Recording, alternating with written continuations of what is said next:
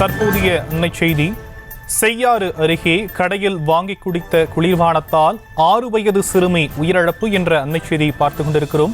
விவரங்களை நம்முடைய செய்தியாளர் சசிகுமாரிடம் கேட்கலாம். சசிகுமார், முழு விவரங்கள். வணக்கம் ஷாம். திருவண்ணாமலை மாவட்டம் வெம்பாக்கம் தாலுகா கனிக்கிளிப்பை கிராமம் ரோடு தெருவை சேர்ந்தவர் ராஜ்குமார். இவரது மனைவி ஜோதிலட்சுமி. இவர்கள் இருவருக்கும் 9 வயதான ரித்தீஷ் என்ற மகனும் 6 வயதான காவியாஸ்ரீ என்ற மகளும் உள்ளனர்.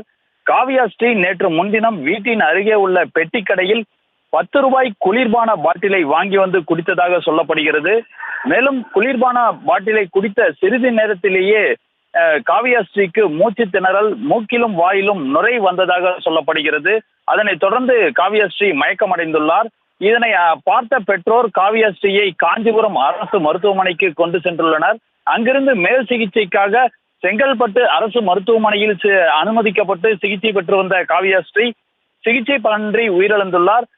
இதனைத் தொடர்ந்து தூசி காவல் நிலையத்தில் காவியாஸ்ரீயின் தந்தை ராஜ்குமார் அளித்த புகாரின் பேரில் சுரேஷ் பாபு வழக்கு பதிவு செய்து விசாரணை மேற்கொண்டு வருகின்றனர்.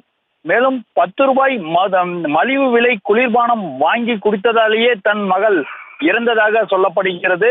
இதனை அடுத்து தற்போது அந்த பிரேத பரிசோதனை முடிவுக்கு பிறகே காவியாஸ்ரீயின் உயிரிழப்பு எதனால் நடந்திருக்கும் என்பது குறித்து முழுமையான விவரங்கள் சொல்ல முடியும் என்று அதிகாரிகள் தரப்பில் தெரிவிக்கப்பட்டுள்ளது. ஷாம், தற்போதைய விவரங்களுக்கு நன்றி சசிகுமார். செய்திகளை உடனுக்குடனும் துல்லியமாகவும் தெரிந்து கொள்ள சப்ஸ்கிரைப் பண்ணுங்க.